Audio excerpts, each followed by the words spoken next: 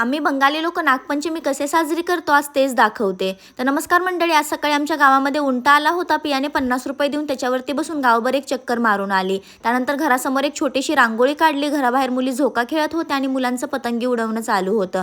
नंतर मी किचनमध्ये आले. आज मला शुद्ध शाकाहारी जेवण बनवायचं होतं. तसं तर आज सगळ्यांच्या घरी पुरणपोळी बनवली जाते, पण पुरणपोळी हा प्रकार आमच्या बंगाली लोकांमध्ये नसतोच. त्यामुळे मी भाजी चपाती, डाळ भात आणि खीर बनवायचा विचार केला. त्यानंतर मी रेडी झाले, चमचाभर तूप खाल्ला आणि इंदापूरला येऊन पोहोचले. माझं कचेरीमध्ये थोडंसं काम होतं. अगोदर येऊन मी वकिलांशी भेटले. त्यानंतर मी एक करारनामा बनवून घेतला. तिथं मला माझे बरेच फॉलोवर भेटले. सगळ्यांशी भेटून झाल्यानंतर मी घरी येऊन पोहोचले. आल्यासरशी सगळ्यात अगोदर आम्ही झोका बांधायला घेतला.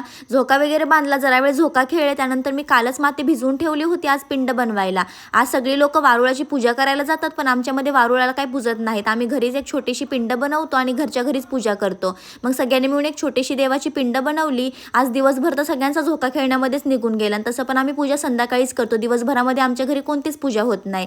मग संध्याकाळी माझे पप्पा, पिया आणि मी आम्ही तिघांनी मिळून पूजा करून घेतली. त्यानंतर रात्रीच्या 12 वाजता थोडंसं दूध एका वाटीमध्ये आणून घराबाहेर ठेवून दिलं नागोबासाठी. Thanks for watching.